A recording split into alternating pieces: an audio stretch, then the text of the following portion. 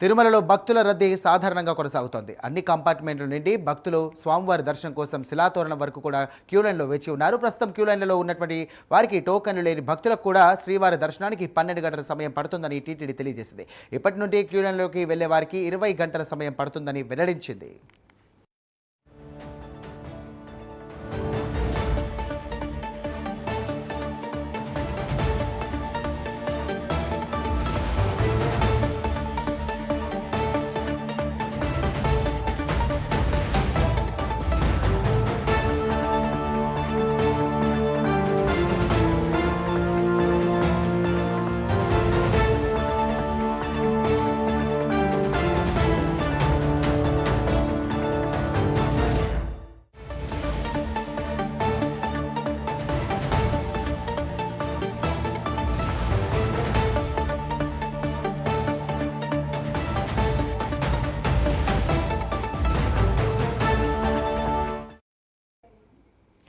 Tirumala breaking చూస్తున్నాం. తిరుమలలో భక్తుల రద్దీ కొనసాగుతోంది. అన్ని కంపార్ట్మెంట్ల నుండి భక్తులు స్వామివారి దర్శనం కోసం శిలాతోరణం వరకు కూడా క్యూ లైన్లో వేచి ఉన్నారు. ప్రస్తుతం క్యూ లైన్లలో ఉన్నటువంటి వారికి టోకెన్లు లేని భక్తులకు కూడా శ్రీవారి దర్శనానికి 12 గంటల సమయం పడుతుందని టీటీడీ తెలియజేసింది.